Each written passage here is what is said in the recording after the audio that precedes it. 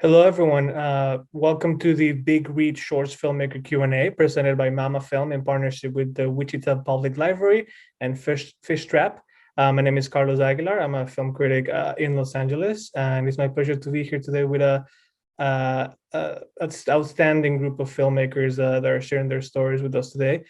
This series includes films inspired by the 2022 Big Read selection, The House of Mango Street by Sandra Cisneros, and explores, interesting subjects of identity, belonging, the immigrant experience, generational divide, and their main characters sort of reflect what Esperanza Cordero, the main character of the book, that's been so seminal, for Mexican Americans and just in general underrepresented communities. And so we're very excited to be chatting with these filmmakers about their films and their stories and the links between them.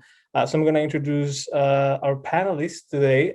We have Zahida Pirani from the film, director of the film El Carrito, Lyana Patrick from the film The Train Station, the team behind Are You Still There? Rayka, Zehtabchi, and Sam Davis, Bar Cohen, the director of Her Dance, and Steph Camacho, director of Mano Santa. Thank you, everyone, for joining us. I wanted to ask each of you to tell us a little bit about your filmmaking journey, sort of like the Cliff Notes version of it, the brief and sweet version of, what I'm sure is a very long and difficult path into telling the stories that you want to tell in the way you want to tell them. Why don't we start with Lyana? Thank you, Carlos. Just briefly, I want to thank the organizers of this festival for the invitation to be here today. I want to thank Leila and O'Connor for the invite, Carlos for moderating, and to all the panelists for sharing today. I'm joining you today from the ancestral unceded lands of the Coast Salish peoples, currently known as Vancouver, BC. And I'm a member of the Stellatan First Nation in the North Interior of BC, where I grew up. And I'm also Acadian and Scottish. And so my film journey began a very, very long time ago. And it's taken kind of a winding path. And I sort of went far away from film and pursued other career paths. But over the last 10 years, I've been really, really grateful to come back to the film, and particularly documentary film, which I've always had a really strong interest in. So I would say over the last 10 years, I've been practicing my craft, mostly in an educational context, because I'm also a researcher and I incorporate that into my research work. But in the last couple of years, I've made a couple of short films, including The Train Station, and which really explore little told stories in BC and in Canada from communities that don't get their stories told.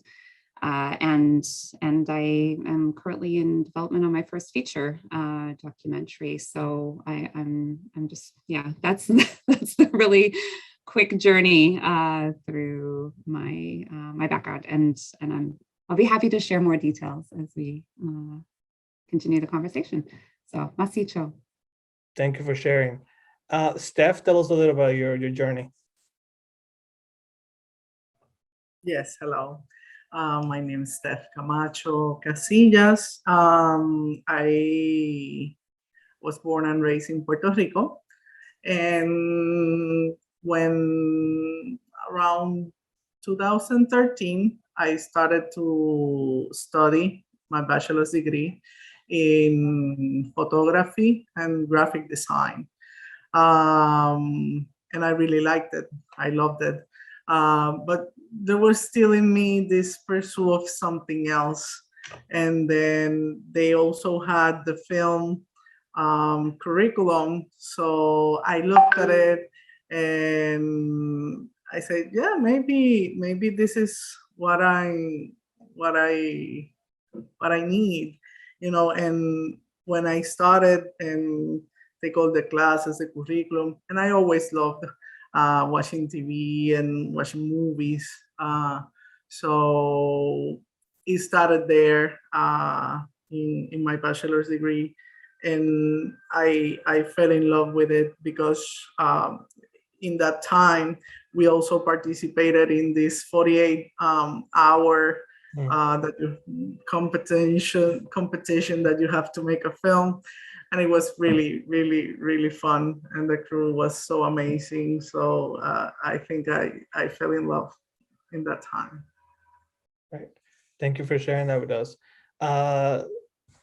Bar? Yeah, I'm joining you today from Israel, and this is the middle of the night here, and I'm happy to be here. Everdance was my first short film. I made it through the film studies in Israel. I'm studying the university here in Tel Aviv. And this film is dear to my heart because it's based on my personal story as a trans woman who grew up in an Orthodox society in Israel.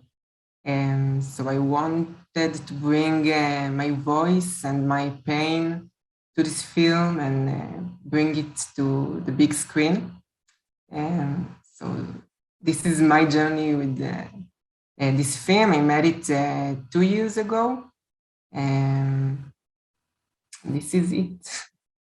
Thank you. And thank you for being with us. I know it's so late at night. Thank you for joining us. Zahida, tell us a little about your background and your journey. Yeah, so my name is Zahida Pirani, the writer and director of El Carrito. I'm calling in from the traditional territory of the Chumash people, otherwise known as Los Angeles. I began as a community organizer. So I worked for many years as an immigrant and worker rights organizer in New York City. And, you know, through my time there, I was able to actually get a fellowship where I was able to take documentary filmmaking classes at Columbia University. And it just seemed like a very natural fit for the social justice work I was doing, in that I was just telling stories in a different way. And so that's when I realized I love making films. And I recently transitioned into making narrative films because when I really asked myself, what do I really want to be doing? It was narrative filmmaking. And so, yeah, I mean, but a lot of my films like El Carrito incorporate documentary elements, and even in the way I make the film, I incorporate documentary elements. So it's definitely still a big part of what I do. So that's how I found narrative filmmaking.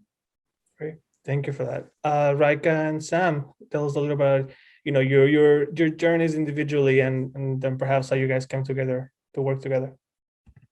Well, I would say our journeys were kind of intertwined from the beginning, as we both met on the first day of film school at orientation at USC School of Cinematic Arts. And we kind of just gravitated towards each other and kind of became filmmaking partners in a lot of ways, just working on different projects and some of the early projects. And then eventually always kind of looked at ourselves as fiction filmmakers. But upon graduating from USC, had the opportunity to make a documentary film, which ultimately ended up being a film called Period End of Sentence, about that highlights a menstrual hygiene movement in northern India. And so similar to Lyana, we kind of had a zigzag path as well, where we thought we were going to be making fiction films and really ended up spending several years working in documentaries. And Are You Still There is a fiction film, but really kind of us going back to our first love of fiction filmmaking and doing that with a story that, at least to me, is really close and personal to my heart. Yeah. I mean, you said it pretty well. I guess a bit more background on me. I have a background in cinematography. So I'm a local 600 cinematographer, and I work primarily professionally as a DP, but I'm a filmmaker. I like to call myself a filmmaker because, like Rayka and I's projects, we often will co-direct together, or I'll cut, with Period End of Sentence, I shot it and produced it and edited it. So we sort of co-create in that way. I'll ask a few questions for each one of the films, and then we'll ask some questions that are more general. So I wanted to start with Zahida and El Carrito. You mentioned that you were a community organizer, which I'm assuming that's how you got to meet these people, the street vendors. So I wonder if there were any particular stories that inspired the show, or any particular women that you met in your time working with the community. Yeah, this comes directly out of me working in the community. So I had friends and have friends who work and are street vendors and work in the street vending community. In fact, my production designer for this film, she had never done production design before, but she runs the citywide street vendor organization in New York City. And so we really involved the community, the local community, the street vendor community in the making of this film. And this film, I had done a documentary short called Judith, Portrait of a Street Vendor many years ago. And so this sort of came out of that. And Judith, when I would follow her around during her rounds of street vending, she would often tell me and be very concerned, like it was a constant concern about her getting her cart stolen. It was like every day, it was just anxiety every day. Will my cart still be there? Did we lock up the cart? And so I thought, I wonder what would happen if we made a narrative film with this kind of character.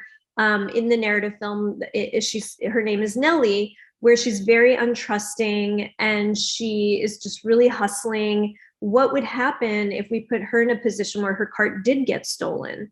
And so that's sort of like the fact that we were able to capture this world well was because of that background that I had. And Judith read the script. I had her giving me notes on the script, and we had street vendors on set as consultants. So it was very much a community collaboration, and it was kind of my two worlds coming together, my community organizing and filmmaking worlds coming together. Tell me about casting Ellie Savala, who plays Nelly. She's a Mexican actress with experience, and I wonder what was the sort of the work for her to understand, an experience that perhaps was not directly related to her, what Nelly's going through in this very sort of difficult, way of making a living. Yeah, Ellie is Mexican, and the character is Mexican, and so that was a connection. What we did is I actually connected Ellie to Judith. So Ellie actually went out, and Judith was fabulous because Judith showed her how to sell tacos on the street, and so we had that connection, and Ellie spent time with her. I also just went through the script with Ellie and shared everything where this story was coming from for me, because the story is also very personal in that I grew up in a working class immigrant community, and this also represents the stories of many of the women I grew up with. And so for me, I sort of, as a writer director, I shared that with Ellie as the actor. And of course, Ellie was brilliant and brought her own, her own stuff that actors bring into the character and the role. And as I mentioned before, we had a street vendor, Sonia Perez, who was on set with us, and Sonia was actually also helping Ellie, and to sort of ensure that we were capturing the street vendor life accurately. And so Sonia and her would talk, I would talk to Sonia would give us, and it was Sonia's first time on set, like she had never been on set before. So that's one of the ways that I think Ellie was able to collaborate with some of the folks and really, and then she's just such a talented actor. She was able to bring what she brings. Totally. I also love in the film that it ends on a note of solidarity and sort of like not, that she's not alone. We get to see her interact with the other street vendors, and an act of kindness that really sort of like perhaps contrasts with her, her distrust of the world. So I wonder if you could talk about that choice of ending it in this note. Yeah, that was very deliberate. So I'm so glad you got that. For me, it was, this idea of solidarity and community is very much something I learned about as a community organizer and have seen in my community, because this is also where this film was shot, is where I live, and I've worked for a very long time. Yes, I think the film, as you said, captures her arc in the sense that she's sort of in that hustle mentality, going for her American dream. She wants a piece of the pie. But, I question, I think the film questions sort of, when you do that, what else, what are you leaving out, and what aspects? And I think the one piece in the immigrant narrative that doesn't get told is sort of, we often see stories about the American dream, and often films and stories that are told about us are about the American dream. And I think I wanted to offer something a little different, which was the community piece is not as often highlighted. And that's a big piece of our experience, because not all of us attain the American dream that we've been promised by coming to this country. But one thing many of us find is other people and community. And that's sort of our connection. And so for her, Nelly, in the film, it was very important for me to show how she makes a shift. I mean, it's a short film, so we weren't able to go all the way, but it's her sort of discovery of, oh, things can be different. Oh, I am seeing something that is about, that shows me the importance of connecting with other human beings. And so that was my intention. Thank you for sharing that. Lyana, in your case, your short film is really built on sound. This narrative is entering us, through our ears. And I wonder if you could talk about building your short through sound. Through sound, yeah. So you mean the sound of the train coming into? Yeah, and of course the dialogue, the narration. I feel like it's really a cumulus of things in the soundscape that are really powerful. Yeah. It's interesting, because I've just been thinking about the soundscape a lot in this feature film, which is set in the same territory that this short, The Train Station, is built in. And what we hear is just so important. It's an interesting question, because I wasn't thinking so much about the sounds when we were first conceiving of this story. Although they are important elements, because it's an animation. And so you can sort of layer all of these different elements together to produce this really visceral experience that we're trying to produce. But I guess I was really thinking about what is the best way to tell this story of the train station. I guess I'll just explain a little bit about it. It was part of a series that was produced called Beyond the Facade. And the idea is that you have buildings, but there's a story behind these buildings. And so there's this train station, and in BC, probably across Canada, maybe North America, these little train stations were at one point in our collective history were really important nodes of communication and of connection. But they also serve different purposes. And this train station was at the Lejac Indian Residential School, and it actually dropped off children at the residential school. And so I think it's a little known history, and it resonates with other historical experiences. And so in trying to figure out how to tell this story, it was actually very challenging, because I couldn't really, people were sharing their stories, but they didn't necessarily want to tell the stories on camera or share them, because they're quite traumatic and they're really hard. Our residential school history is like the boarding school history in the United States. So I think, we were able to use animation in a way to tell this difficult story. And ultimately it kind of became about, well, eventually the producers were like, what about you and your experiences and your family's experiences at the school? So much as I was like mitigating against this being about me. I was like, well, okay, we are able to tell this story. So then how are we going to tell this? And so, the layering of these sounds, of course, is an important component of that. And then I think the other piece about the sound is hearing the language spoken, because I worked with my dad, who is a language speaker. He retained his language in spite of his experience of residential school, in which the children were punished quite severely for speaking the language. So for many of the children, either they lost it very early, or it just, it got sort of buried. But my dad was older when he went to the school. He was 9. So, and that was his only language that he spoke. So he was able to retain it. So, there were a lot of things. There's a lot of things going on in the process of making this film, as well as the actual film itself. So just, I think it was really important to include that, to show people that this is a really painful and hard history, but, we still are speaking our language, and we're still here, and we still have these connections. So I think that was all kind of part and parcel of that soundscape, as well as the landscape. Was animation always sort of your first choice in terms of like a medium to tell the story?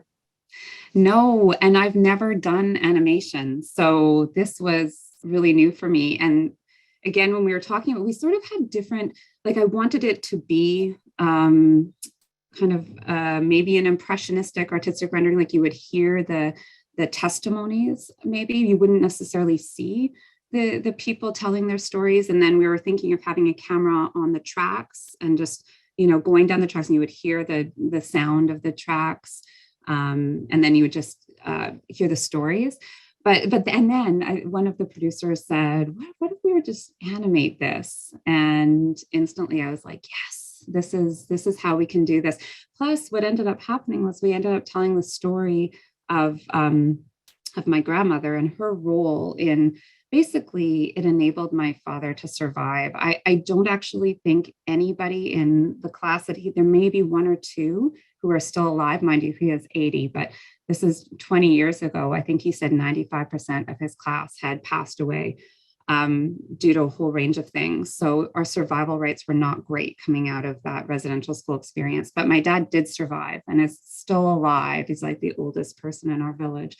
And I think in part because he had that, he had his language, but he had those connections with my grandma and our family. So we were thinking about how to, how to integrate that story in, which traverses time and space. And so you can do that kind of thing with animation, right? Like you can show the changing of the seasons with the different styles of animation. We show it, going from winter to spring to fall, and the travel along those train tracks to visit and to basically, she would also, there's lots of stories about sort of like, I guess, the rippling effects as well of our family, because our community was just 10 kilometers away. So my grandma would also like bring food, because they didn't have adequate nutrition at the schools. They were not fed well. So they were often, malnourished. So she would, there was all sorts of ways in which the children were being kept alive physically, emotionally, spiritually by those visits. So, so these were all things that we were able to capture maybe a little more easily through animation than we might have been through, just the testimony or interviews or other means. Yeah.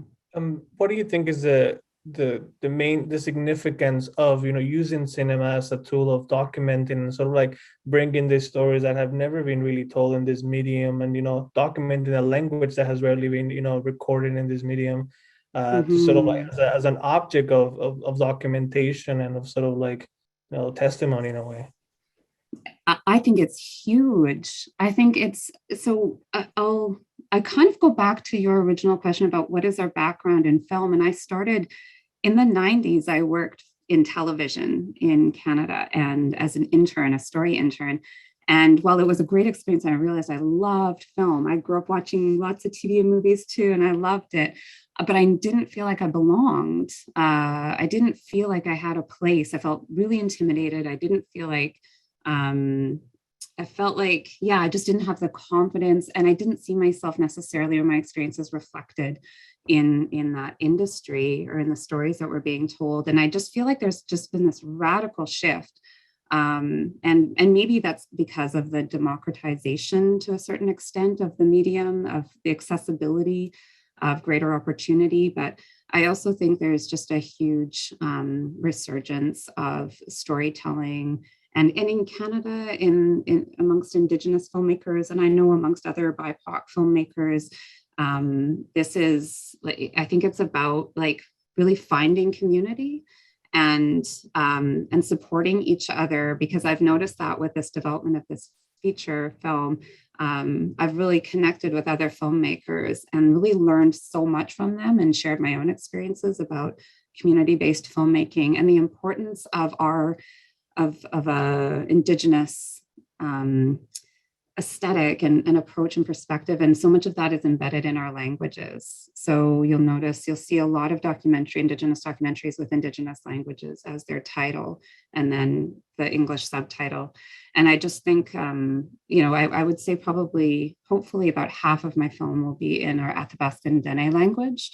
And so I think it's a radical shift. And I think it's really important because our languages are disappearing at a really quick rate in Canada, and they're our worldview. It's a way of seeing the world. It's about stewardship and connection, and that's what we really need right now at a global scale. So I just think that there's a lot there to support and to promote, and I'm really, really happy and excited to be a part of this movement after all these years. Thank you. Bar, I wanted to ask about, the sort of process of writing the story that's so personal to you, and sort of the use of dance in your film, which I think is wonderful. Tell us a little about using dance as a narrative vehicle in your film. My English is not so good, so I will try. The writing was very personal. Through all the way. In all my films since then and the things that I am writing today, I believe that the most important thing in create something or in movies or in arts generally is courage and just to bring the emotions and yourself all the way. And also in this film, it was my first film, I explored myself and my relationship with my mother, with my sister, with my family. And I wanted to bring all the complicity and the situation to the screen, that you can understand all the sides, not only the side of the hero, also the mother and the sister and all the family. And it's a complicated situation. And it was very important to me. And the dance scene was very unique to me because all the film is very realistic. And in this point, I chose to bring the pain and the emotions of the hero through the cinematic expressions and through the dancing scene. So I wanted to use all the elements that I can use, if it's the lighting and the music and slow motion and dollying and all of this to express her feelings and her desire to belong, but she can't. So I think that this is the scene that's bring it with a lot of emotion. And, Tell me about casting your actress Leos Levy. And of course, it's a personal story for you, and I wonder, if sort of like she shares some of your experiences and felt they were connected to your story. And how did you cast her? Yeah, so I wanted to cast a trans woman, and it's hard because we don't have in Israel trans actors at all. And I watched her in a short documentary on her, and she seems to me very unique and special. So I connected her, and I told her that I want her to act, and she told me that she's not an actor. But I told her that I wanted her to be in the film, and I wanted to work together, and so we've been through a long process, something like an half a year that we met every week, and I explain her what I want her to bring, and explain her how to act in front of camera.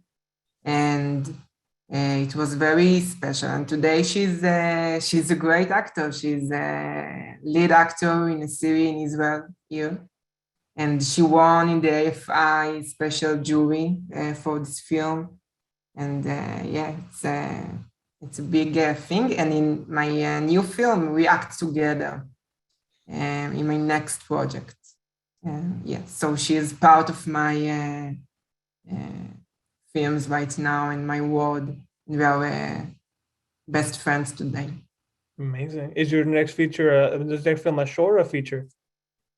I done my graduation film just now. So this was a short film, and today I'm writing a series here in Israel. Great. Thank you for sharing that with us, Bar. Rayka and Sam, I wanted to ask you, in your short film, I found it very interesting that how we're not certain what's happening for, the first few minutes. You're sort of experiencing her emotional turmoil without knowing the reasons behind it. So I wanted, if you could talk about the writing of this and sort of like being very subtle and nuanced with the information that you gave us and what we're experiencing through this young woman's eyes. I think we were inspired by Asghar Farhadi, the Iranian auteur. Rayka's Iranian, and she introduced me to his work, and we both kind of together became students of his work. We were interested in telling a story that seemed like really small on the surface, and really kind of bearing the lead, and then slowly sort of peeling back the layers to reveal that there's a lot more going on, beneath the surface for this character.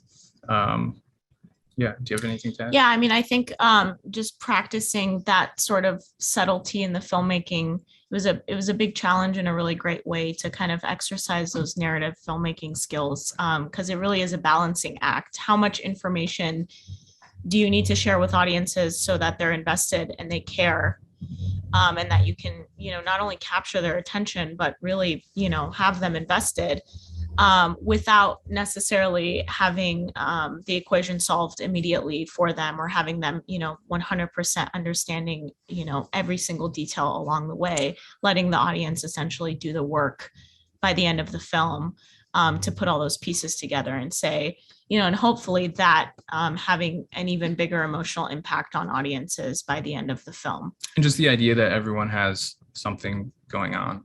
Every stranger, we pass by on the street. I think the Asghar Farhadi quote, specifically that had caught our attention around the time when we started to think about making this film. I'm probably going to butcher the quote, but it's something to the effect of life.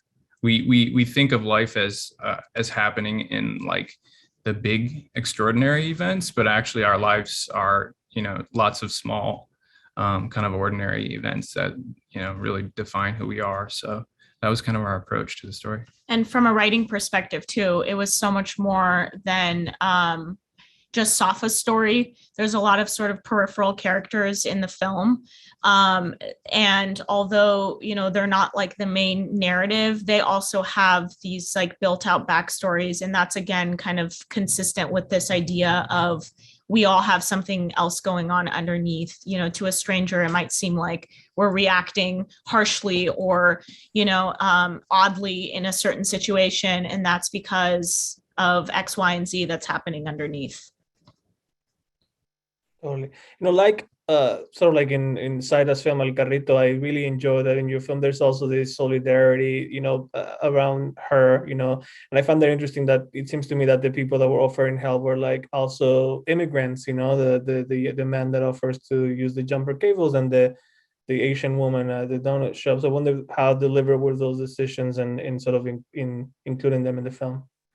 Well, I'm Iranian American, and I came to America and grew up in Southern California, came when I was 3 years old. So it was really like trying to capture the Southern California that like I grew up with, you know, and there's all sorts of people from all different types of backgrounds here. And also looking at it through Safa's lens, you know, she is a young girl, like a college student who's stranded in this parking lot on her own, and she doesn't have the help of her parent at the time, or any support really. And so it's also like finding a way to kind of capture that fear and insecurity of, you know, being on your own, surrounded by people that you don't know. Even though there are kind strangers that are offering her help, she's defensive in, you know, in that situation. And that has everything to do with like her own personal experience. And so I think it was just like Sam said, taking something that on the surface seems really small, but getting deeper and deeper and deeper, and sort of like, you know, just building out all of these layers like an onion, and really trying to like take these characters and make them whole. Just feel like real people. In 15 minutes. In 15 minutes. How did you cast Safa Tarifi, your actress? Did you know her before? I mean, I think it's probably very important, the fact that she's Iranian American too. She's actually not. Oh, wow. We wrote the script in Farsi originally because obviously it was based on Rayka, right, from Rayka's life. And so that was always the idea, is that we would do it in Farsi. And we started casting, and we put up a casting call for Iranian American actresses, and there were some really talented actresses, but nothing that was quite clicking for us yet. And then someone reached out who said, I don't speak Farsi, I'm not Iranian, but I speak Arabic, I'm Lebanese, and she had never done anything before. She was like, can I submit? And we're like, go ahead, you know, like, we're not going to cast you, but you can submit if you want. And her audition just blew us away. We couldn't understand what she was saying because she was speaking Arabic, but it was just so raw and it felt so truthful compared to everything else we had seen. We rewrote the whole script in Arabic and brought on a Lebanese consulting producer to help us with the translations, and we cast her. Yeah. And I think it, you know, for me, it took a little bit of convincing, because the story is based on something that I experienced when I was a student in college after losing my dad. Yeah. And for me, I was very married to the idea that like, this has to be an Iranian film, you know, there has to be an Iranian girl at the center of it. And I think Sam, and that's the beauty of co-directing, really, that collaboration and that partnership that helps you sometimes step outside of your own perspective. And I think ultimately leads to better films. You're always challenging each other. We're always challenging each other. And he said, why does this have to be an Iranian film? I understand it's your experience, but is it not a universal experience?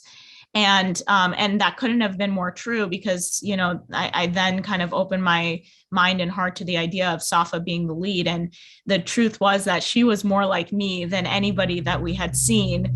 And language never became a barrier or anything, even though we're directing in a language that we don't understand.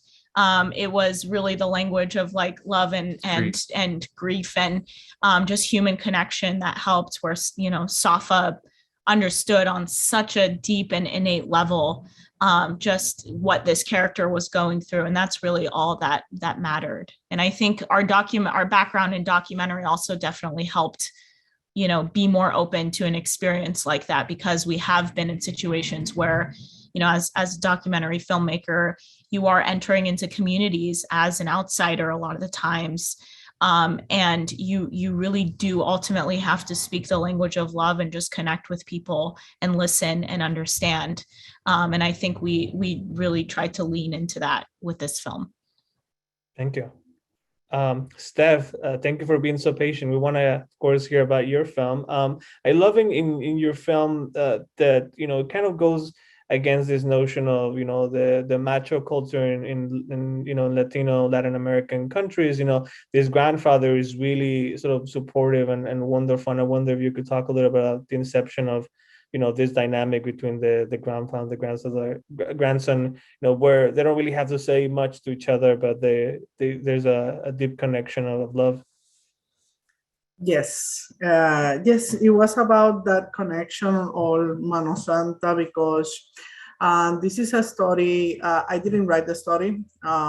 It was written by Raul Samra, and it is my first time directing something that I didn't write.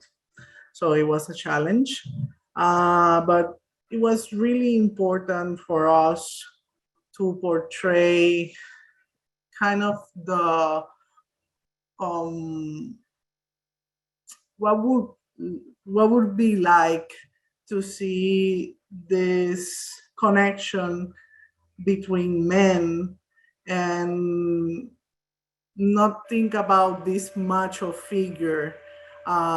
Just break down that we don't have to be like what we already see in all the movies and when we grow up.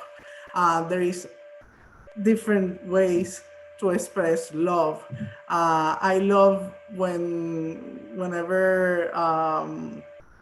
Don Isidoro, that is the grandfather, gives Pablito the orange. It is so kind, that connection of just giving food, and probably giving food that he even praised in the he grew up in the patio. So we wanted to share what other connections look like that will be more sensible. So to break down this story and the narrative, that not every man will have to follow those rules. We wanted to break the rules, and we want to show that ultimately what connect us and make us live better is to care for each other and to love for each other. It doesn't matter the sex or the gender. It's about that connection and being true to one another. Tell us a little bit about the concept of the Mano Santa, the gift, the sort of spiritual element that there is to the film that I find very compelling, that he really believes in these, forces that are, have a hand in our destinies. Yes, so Raúl is from the rural zone of Puerto Rico, from Ciales, and there is actually, he met a Mano Santa that whenever you felt ill, you will go to this Mano Santa and they will share their gift of healing by giving you this kind of sobos that are like massages. And they will share their gift because they believe in the healing and the healing power of the nature. So, and it's building community because the people of the community know where to go when they feel ill, and they trust and believe in that person, that they have these energies, these healing energies that they will do them well. So we also like that idea of the Mano Santa portraying a little bit of Puerto Rico and the rural zone of Puerto Rico. Right. I feel like that's very interesting that we often, when we see films from Puerto Rico, they're very urban or they show a different side. And this is sort of a very, distance. Do you want to perhaps distance yourself from the very touristy images we see of Puerto Rico? Yes, because Puerto Rico, I love Puerto Rico and every detail of it. The city is beautiful, the streets are beautiful, but we see a lot of the buildings and a lot of the metro area that everything is running back and forth. But for this, we wanted to get away from that and go to the place that we like to relax and feel at ease at home. So it was really important to us to work with nature, to work with the river, with water, with plants, to also portray that beauty, because I can talk from my experience. Sometimes I'm overwhelmed or feel stressed and I want to go to the beach. I want to go to the mountains. I just want to go on a road trip and see all the beautiful landscape. And lately, when we see other films, they're based in the metro area. So it was really a challenge also going to the river with all that equipment. We went there with the camera. It was just a whole another experience. But we wanted to portray that whenever the audience see this, it could be at ease, it could be in peace, like, okay, I can breathe here. Thank you for sharing that. The watching your films, or a lot of your films, I feel like loss is a very interesting concept, and in El Carrito is something more physical, what that's a percent, perhaps the loss of culture or the loss of a father or the loss of family. So I wonder if you guys were thinking about loss in the making of your films and how that sort of, is it a theme in your work? Whoever wants to go. I can start. I mean, for me, this idea, I talked a little bit earlier about this is like sometimes you lose things, you get them stolen. That's how things are in our neighborhood. And for me, I'm also a big fan of Italian neorealism. And, I took sort of that conceit also from Bicycle Thieves, like what happens then when this cart gets stolen. And for me, as I was talking earlier, it's like being able to do that for the character. Like, what would she do if this was taken from her? Because she is about the American dream. She does believe in it. She believes if I just work hard enough, if I just buckle down, I will achieve American dream. And that's sort of what we're taught, right? Like, that's what happens. But then what happens if you throw this, thing in there where like, yeah, but stuff gets stolen. And so for me, it was a way for the character to go through a journey. By taking that away from her, what would her journey be? And it ultimately led to what we were talking about before, which is like human connection, and the importance of that, even if you don't make it, that is also very valuable. And then I think the other piece of it was I wanted to show the cart coming back. And, I think what was hard is that I think we're not used to it when we're taught screenwriting. Like, characters should not just get something at the end. They have to work hard for it. They should be able to get. And I really wanted to push back on that because, in my community, that's how we survive. Like, we watch out for each other. And so it was very important to me that the cart came back to her, and it came back to her from people in the community. And so for me, that taking away her cart we were able to see her grow. And that's sort of what I wanted to do with the film. Bar, in that sense, I feel like your film, your character, it's losing, part of her family, or in a way losing her family, but is gaining perhaps her freedom. It's a very difficult change, but I feel like, what do you think about that loss in your character's journey? The loss of family or Yeah, freedom? she's losing her family, but at the same time, she's perhaps winning or earning her freedom, to be who she wants to be, who she is. Yeah, I think that it's complicated because her mother loves her. You can see that. Her sister loves her. But first of all, there is the community there that there are very clear rules and gender separation. So somebody like her, she doesn't belong there because of it. And in the more meaningful way, I think that her mother miss her son, and now she has a daughter, and she told that to her, and I think that maybe in the day that she will understand that they are the same person, so that character can be also free and also belong to her family. But since then, she needs to fight for her place.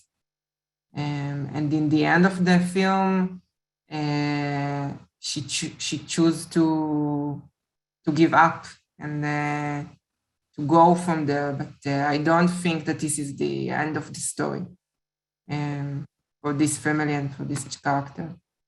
Absolutely. Rayka and Sam, I think loss is clearly, very central in your short. And one of you could talk about that. Well, because this story was based on my own experience. I had a really hard time, just like as far as directing goes, because I really had to kind of face this head on.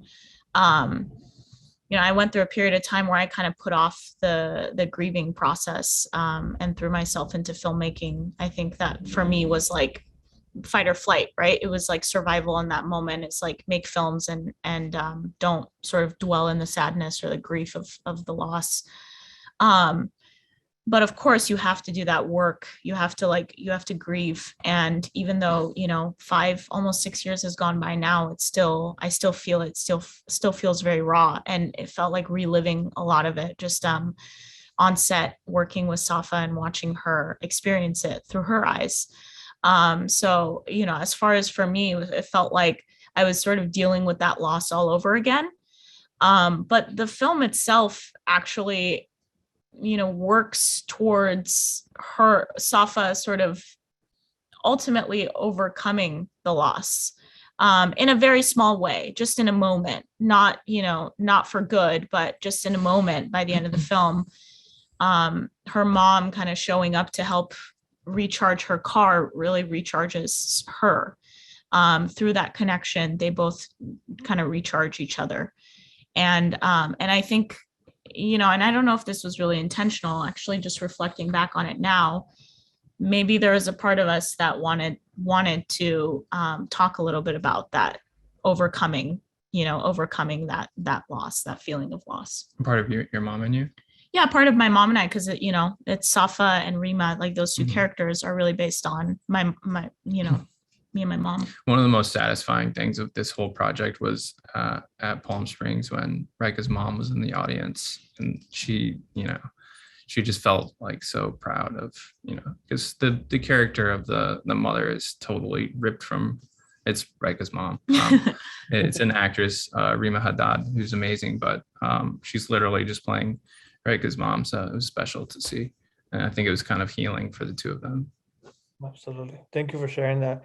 Steph, in your case, I feel like it's more about gaining, right? I mean, this character, the young Pablito, might feel like he might lose, his family if he comes out or reveals who he really is, but he gains, an ally in his grandpa. So I wonder if you were thinking about how, that loss that perhaps, queer people might feel coming out, and in this case, he's gaining someone. Yeah, I could think the loss of of communication that he has with his father, that he do not has the opportunity or the confidence to tell him and to share things with him. But through the grandparent, that we also see this difference in generations. That we also wanted to work with that in this film, even if they are in different generations. He could find an ally, he could find a friend, he could find his grandparent to be supportive and to love him beyond everything. So also, in this short, we were very selective of the participation of the dad, as well. On the communications, we only hear him once or twice talking over the phone about Pablito, and one of the scenes is very distorted, the audio, because there is not good signal in there. And we wanted to do that intentionally because we didn't want to put the heavy charge of all the bad and negative things that we often see in queer movies, because a lot of queer movies, they are about the pain and about the loss that is really valid and is there, is something that we cannot ignore. But from the perspective that we wanted to share this story, it was about the healing and finding comfort within all the noise that we have around us. Thank you, Steph. And Lyana, I feel like maybe for your film is more of a reclaiming than a loss, turning a loss into reclaiming. I wonder if you were thinking of that. Absolutely. And I think what everybody shared here just totally resonates with me in terms of different themes and aspects of my short film as well. And so this is definitely a story about loss and trauma and a very painful history, but the way in which this history gets represented, I think, in Canada is often that this happened to individuals. And so it's like an individual dysfunction, and then the way forward is going to be through individual healing. And it's not to say that that's not important, because obviously it is, but it's a collective loss as well. And actually the pathway forward is really through community, as Zahida said. And so that's, really about this reclamation and this resurgence, and providing opportunities for my son to have more access to cultural knowledge and experiences and his grandparents than I ever had access to. So moving forward, it's really about the antidote is coming together and and experiencing that collective resurgence. So so I just want to thank everybody for sharing, because it's very inspiring, and I'm so excited to see everyone's films. I just want to say that. Thank you so much, everyone. I think this is a wonderful way to end our conversation. Thank you to all our filmmakers for sharing their stories. And I just want to thank, mamafilm for hosting this conversation, the Wichita Public Library, and the media sponsor, KMUW and Fishtrap. Thank you, everyone, for offering this space and offering your stories. Thank you so much.